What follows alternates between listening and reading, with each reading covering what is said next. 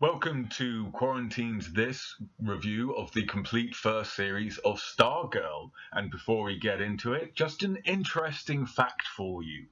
Chuck, who is the goggles that Beth Chapel's character wears to become and be Dr. Midnight, is played by Henry Thomas. And who is Henry Thomas? Well, he's the little main star kid actor from E.T. So yeah, there's an interesting factoid for you about Stargirl. Chuck is voiced by Henry Thomas from E.T. And now let's get into Quarantine This review of the complete first series of Stargirl. Starman, are you there? Starman!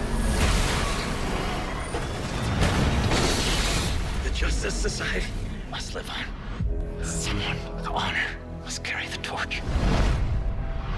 I know this has been difficult. The move and a new stepfather, but we're gonna make a good life. Hey, sorry, that's just real delicate.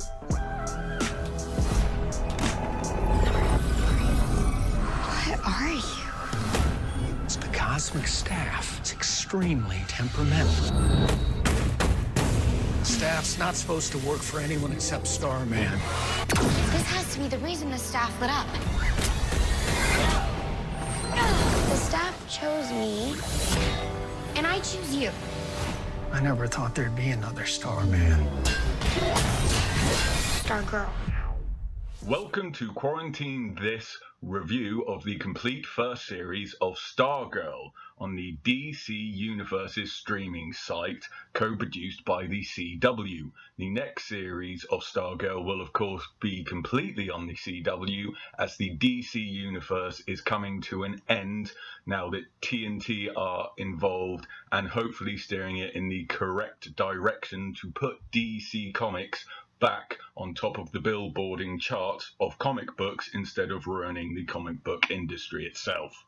Stargirl stars Brec Bassinger as Courtney Whitmore and Stargirl, Yvette Monreal as Yolanda, Montez and Wildcat, Anjelika Washington as Beth Chapel, Dr. Midnight, Trae Romano as Mike Dugan, Amy Smart as Barbara Whitmore, Luke Wilson as Pat Dugan and Stripes, Meg DeLacy as Cindy Burman and Shiv, Neil Jackson as Jordan Mahkent and Icycle, Cameron Gellman as Rick Tyler and Hourman, Christopher James Baker as Brainwave, Jake Austin Walker as Henry King Jr., Brainwave Jr., Henry Thomas as Chuck, Hina X Khan as Anya Bowin, the violinist, Eric Goins as Stephen Sharp, the gambler, Nelson Lee as Dragon Ging, Mark Ashworth as Janitor Justin, Neil Hopkins as Sportsmaster, Joe Osmanski as Paula Brooks, and many others in this ensembled cast that made up Stargirl Season 1. Stargirl didn't have the best start or the worst start of a comic book series. It had a good start. It was a good 6 or 7 out of 10. Many of the bits definitely hit when it came to the family, the setting up of the JSA and the ISA, along with the characters of Stargirl and her family. The main things that really got people interested in watching Stargirl was the fact that it was slightly glimpsed at the end of Crisis on Infinite Earths, which was the Arrow, Flash, Supergirl, and Legends of Tomorrow crossover. You got to see a sneak peek at the Stargirl that was coming, such as Stargirl, some of the other heroes, and the robot that was created and piloted by Pat Stripesy. The writers for Courtney and Pat and her family, and definitely the bad guys, you could definitely tell came from people that understood how to write a script, how to make good characters, rounded characters, and solid characters, even though some of the dialogue wasn't the best dialogue, and some of the scenes were a bit pointless or didn't seem to go anywhere or just didn't really fill up what you'd want in a scene. Some of these scenes did seem shoehorned in, They still had very good dialogue. They moved the storyline along. They communicated with each other really well and the audience, getting across the key points that were needed in this dialogue to the audience without filling it up with pointless interjections and thoughts and personal views. And it didn't try and ram too much down your throat through the dialogue of the main cast of Stargirl, her family, and the bad guys. However, this wasn't completely taken away from Stargirl. However, the CW did seem to be able to interject a fair amount of their politics into it and their way of writing, which is bland, cardboard cutout, 2D shadows of the actual characters from the comic books, such as Dr. Midnight, Wildcat, and Hourman. These characters never really evolved, didn't go anywhere, seemed pointless, their story arcs were non-existent, and it just seemed very dead in the water for all of these three heroes. They could have been very nice to these characters and actually given them a storyline which would reflect their personalities of many of the stereotypical SJW kind of social political characters of the youth that seem to be today. But instead of doing anything with these characters literally ranted, talked a bit, put themselves up on a pedestal, and never seemed to learn anything or go anywhere. But I do think they could have done a storyline.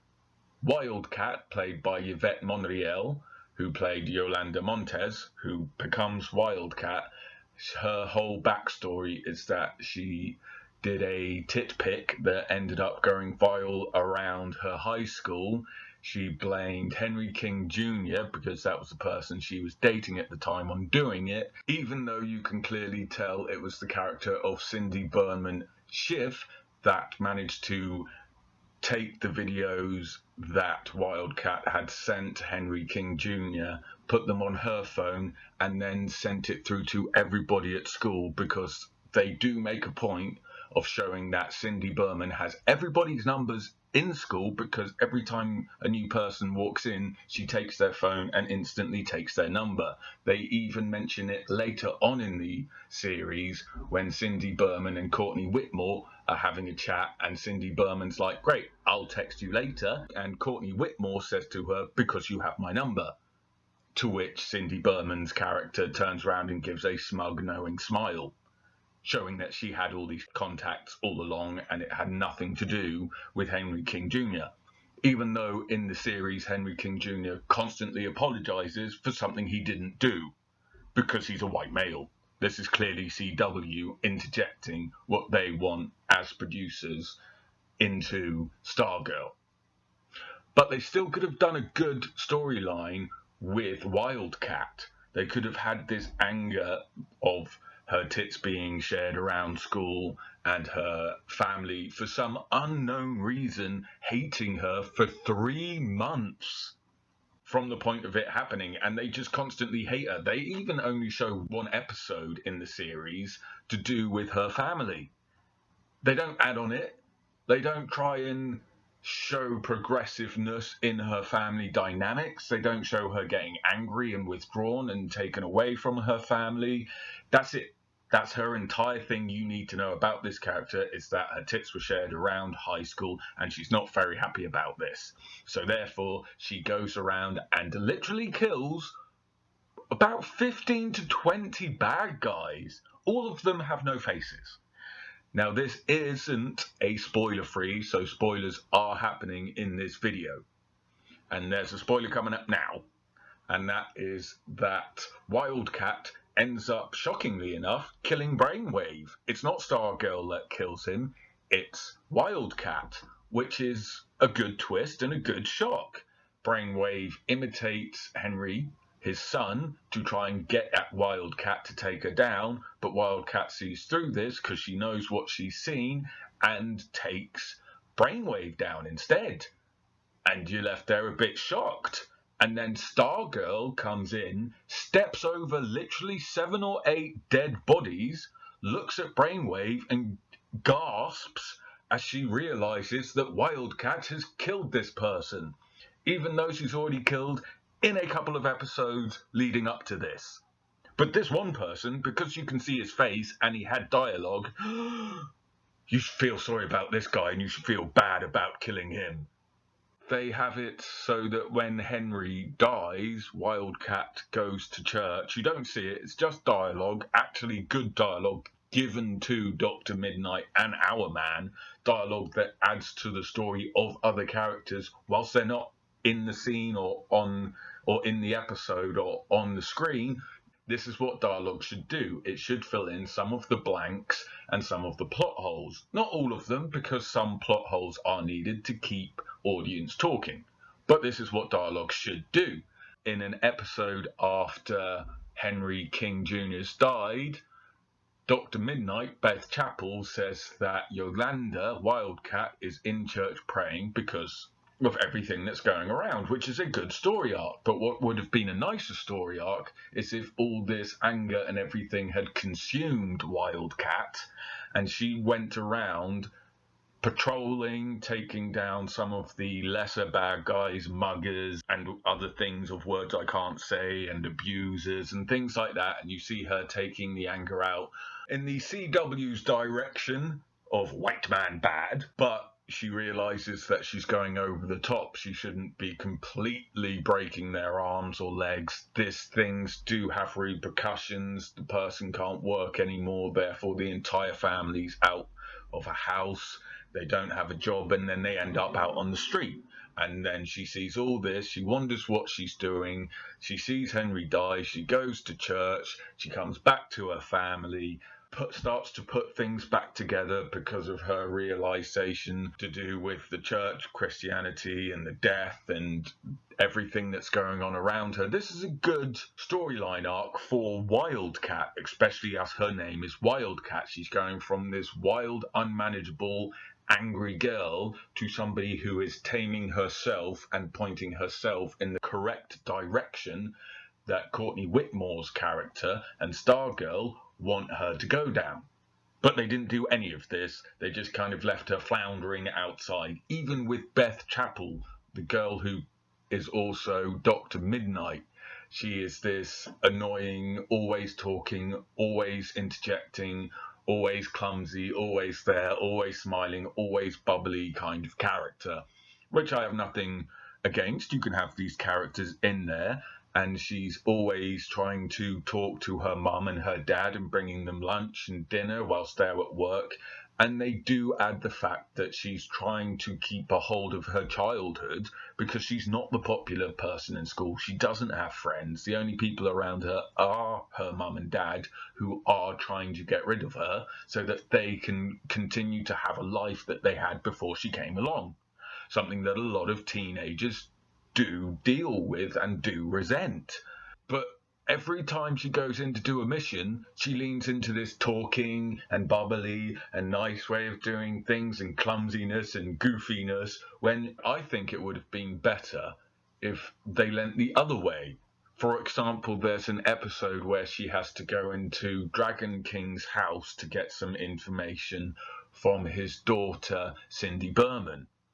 And as she goes in, she's talking and being bubbly and bumbly and all this. If they had just gotten rid of that and just had her literally have this woman that just talks constantly and never listens and like is clumsy, just walk in there. They could have had some really good directing and comedy out of this. Beth Chapel just walks into the Dragon King's normal-looking house with his wife there, and every time the wife turns around or does something, she just misses seeing Beth Chapel just walk in quietly, take quiet footsteps up to where she needs to go quietly, and this is her deal. She can take the goggles, which have all the power, to a place they need to be easily, by being the exact opposite of who she is in real life, therefore giving her persona. And therefore, even though it's not a superpower, it's still a skill that the other characters don't have, because she is a small actress. She is a small person, and she does come across as a bit plain and a bit normal, as she's supposed to. So if she's only seen when she's talking and constantly spouting, and other than that no one sees her, therefore adding to the reason why she comes across as annoying, non-stop talkative little bundle of a monster, and then all of a sudden she's quiet. She can just walk in, do the job she needs to do, and walk out. And then when she went down into the tunnels as well, that would have been even better. She would have been able to scope out a little bit more of the tunnels and just like glided past some of the zombies and like slid past Grundy and other things. They could have had some really good physical comedy and good directing comedy through this character in Stargirl. Now, with Hourman, they do actually try to give him more of a storyline and give him more of a story arc. It turns out that Rick Tyler is the son to Hourman. That's how he ends up with the hourglass necklace on him, so it gives him this strength for an hour a day to do what needs to be done. And his family have been killed by the ISA, and they've sent in Solomon Grundy to get rid of them. You see this all happen. The episode itself, where they show all this, is very slow, very CW. A lot of it's pointless. The dialogue just isn't there. But I think in this episode there are a lot of really good scenes and good emotional scenes and good backstories to some of these characters. And with Rick Tyler's character of Hourman being angry at the ISA, and he does state that he's doing this for vengeance, he could be out patrolling in a different area of the town to Wildcat, and he slowly becomes the hero that he doesn't realise he is becoming. The other characters have to point out this to him. Stargirl could have pointed this out to him, or even Dr. Midnight, Beth Chappell's character, who could have, throughout this series, learned to only say what's important and what is required within a certain situation to say, and therefore pointed out to Rick Tyler's character that he is actually becoming this hero, not somebody just built up on vengeance. Therefore, they would have had 3 good subplot storylines going on with Wildcat, Dr. Midnight, and Hourman. However, they didn't bother to do any of that, and they just left them as 2D cardboard cutouts with bad dialogue and pointless scenes. I mean, there's a bit in it where Dugan, who is Stripes, looks at Dr. Midnight and Hourman with all these books in front of him in his garage, and he's talking about tunnels that could be underneath the city. Maybe there's some information in this book. And then when you come back to them, the only information that Dr. Midnight or Beth Chappell has found out is that, yes, there are tunnels underneath the town. And that is it. And they've been at it for like a good couple of hours, according to this episode. It's terrible. So these 3 characters, which take up the first, episode 2 to episode 5 or 6, are terrible. So even though the first episode of Stargirl seemed to have good legs and seemed to be at a good steady pace and a good little run-off, a couple of other comic book series like Arrow or Flash may have been in front of her, whilst Batman the animated series and Superman the animated series and all the good ones from the 90s were already finished and having a drink, she was at least still up there with some of the good ones being released now. Nowhere close to Smallville, but definitely close to The Flash. And then it goes downhill for episode 2, 3, 4, and 5, because they just quickly shoehorn in everything the CW would want this series to be, which is why the second series I'm not looking forward to. Because if it's all going over to the CW, if they don't have the same writers, or if Luke Wilson or Amy Smart decide to drop out, they're going to lose a lot of their viewerships. And it's not going to go anywhere, and it's just going to be gender politics and everything else the CW constantly wants to do. But this is only 4 episodes out of 13. When DC takes over the writing of Stargirl and their production team come in for the last 7 or 8 episodes, it really starts to shine because they focus more on the bad guys such as Icycle, Brainwave, Solomon Grundy, and the Dragon King.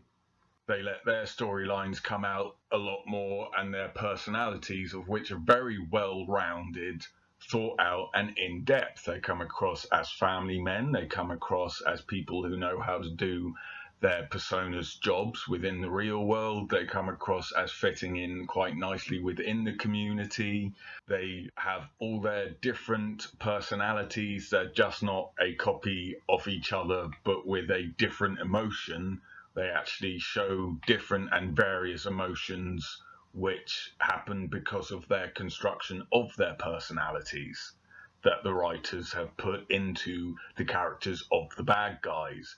And these bad guys really lend and lead the Stargirl series from about halfway through up until the end of the first series, and it really starts to rise and starts to take a really good running pace through the series with good fight scenes up there with season 1 or 2 of Arrow. Good choreography for the fight scenes. There's very good directing. You can clearly see what's happening in the fight scenes. There's not a lot of super violence, but they do actually leave these fight scenes with blood and scrapes and bruises on their face, which actually last the rest of the episode and the next episode, as they would if you had these fights, rather than them being all okay and back to normal within the next couple of scenes. They actually look like they've been through a fight and had a hard time. The motivation behind the bad guys is to create a new and better America, which doesn't seem too bad. In fact, near the end of the series, Stargirl and her team have a little moment whether or not they are on the correct side, because the bad guys want to stop global warming. They want to put everybody and most things on easy energy, such as wind farms and solar panels. They want to fight a lot of intolerance and racism. But to do this, a quarter of their audience are going to fight back and die in the process whilst they're being brainwashed. And they're going to end up killing about 25 million people in the process to create their new America with its new constitution. And they do a really good twist near the end, where they go to stop it before they start doing their plan, only to find out they've only got about 30 minutes to actually stop their plan from being completed. So they're right on the wire with this, and they even give a good twist and reason to why they're all teenagers, why the staff has chosen a teenager and why all the other gadgets have chosen children or teenagers to go and do this fight. It's because the brainwashing only affects full adults, people with fully constructed minds. It doesn't affect teenagers or children. So that's a really good twist that I didn't see coming and made perfect sense and really solidified a lot of what was happening in Stargirl. So even though it seemed like the CW were definitely there in the form of Wildcat, Dr. Midnight and Hourman, the DC good writers were definitely there for Icycle, Brainwave, The Magician, Solomon Grundy, and definitely for the characters of Luke Wilson and Amy Smart, who plays the parents to Courtney Whitmore, and also their son, which is a bit of a weird character. He does come across as a 40-year-old bloke with some weird dialogue, and it seems like they don't really know what to do with this character, but it's a character that's there, so they use him for some comic relief and some little extra storylines to add into the family dynamics, none of which are done particularly well, but sometimes do make you chuckle. But the character of Pat Dugan and Amy Smart as the adults and parents to Courtney Whitmore are well rounded as well, and they have different emotions which actually come from their personality rather than being the emotion you would just put into a scene. They don't go around playing just a character, they go around playing an actual person. And the character of Stripes is a bit of an odd one because he's fought with the JSA and the 12 Knights of Justice, I think they were called. And he's been sidekicks. He knows how to make a lot of the tech that they use. And he's even made a big robot, but he doesn't really know how to defend himself. And he doesn't think of some of the more easier points to think of or easy plans to do. Some of the other characters do it, and it's a bit CW-y and kind of does falter the character of Pat, played by Luke Wilson, at the beginning. But when the DC take over and they really start to lead the storyline in the direction that they would have wanted it to go, the character of Pat and the character Amy Smart plays, they become more solidified into the world of Stargirl and really start to make an impact, and things start to get interesting with their relationship and the way they see what Courtney as Stargirl is doing and the people they're fighting. And a lot of the fight scenes are fantastically done, especially with the bad guys of Sportsmaster and Huntress. Like, they come across as a bit cartoony when you first see him, but when the fight scenes get going, the choreography is well done. They don't miss a beat. The editing's done very well. You can see everything they're doing, and the actors of Neil Hopkins, who plays Sportsmaster, and Joy Osmansky, who plays Huntress, they let some of their sadistic personality, the fact that they find this fun and humorous and it's just a bit of a game to them, come through even in their fight scenes, not just some of the dialogue away from it. And even when they're being quiet, just the look on their faces is enough to scare people and make them want to back away or know that something is wrong with these two people who are a couple and quite sadistic. And they do mention this a few times, and it comes across really well with all the actors they've chosen. The casting agent definitely did a good job in finding the right actors to play the bad guys and to play the parents to Stargirl. Even Stargirl's performance is good as a strong, hot-headed teenager who thinks she's right. She thinks she's right, she bumbles through it, she crashes through and into certain situations, but she does learn lessons along the way. She does lose people along the way. She does say things to Pat which mirrors everything he's been trying to say to her. And her character does grow and develop, along with a lot of the bad guys' characters. Icycle's characters grow and develop throughout this series. So even though it's only 13 episodes, they actually did manage to stick quite a lot of information, quite a lot of storylines, and good writing into it. And the best bit is that they actually finished off the storyline in episode 13.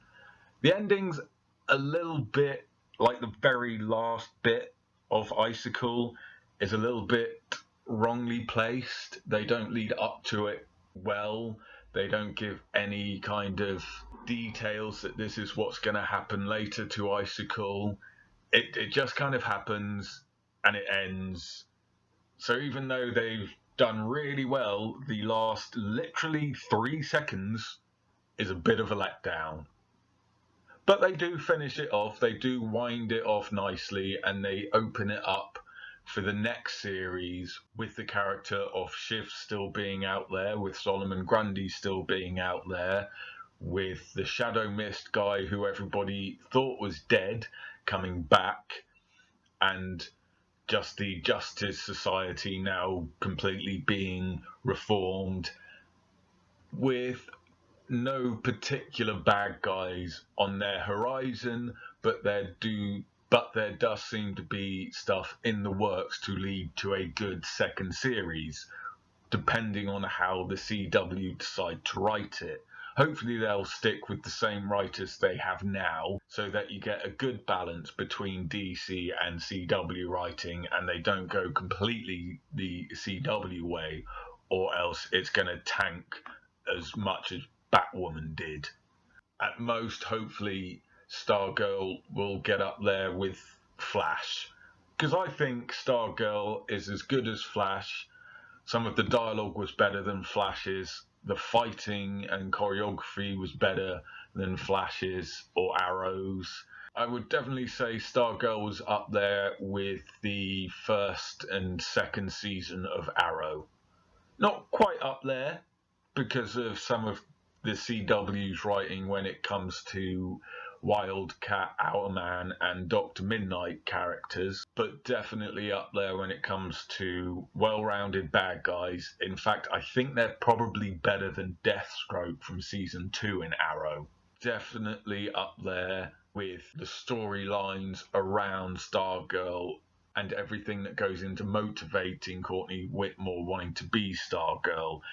And they give really good twists, really good plots. Not everything happens the way you think it's going to happen. Some of it does go down different routes that definitely work, and they did build up to, and some of the bits kind of fall flat. But other than that, I would say that the first series of Stargirl in its entirety is a good 7.5 out of 10 when it comes to a series.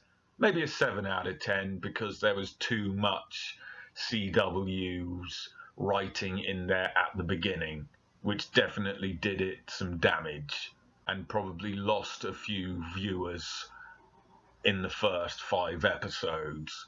But it's definitely, if they were hooked on the first episode, now it's finished, it's definitely worth to go back and binge watch in its entirety because it's worth that, and the people that dropped out during episodes 2 to 5 can definitely come back and enjoy the whole series as it should be enjoyed, and either skip maybe episodes 2, 3, 4 and 5 or just muster through them so that they can enjoy a really good 7-8 episodes of Stargirl and really see the potential that is Stargirl and what Stargirl could be if it gets a really good fan base of people wanting it to remain the way the last 7 episodes were, and they were online really advocating for this, then I think CW would push away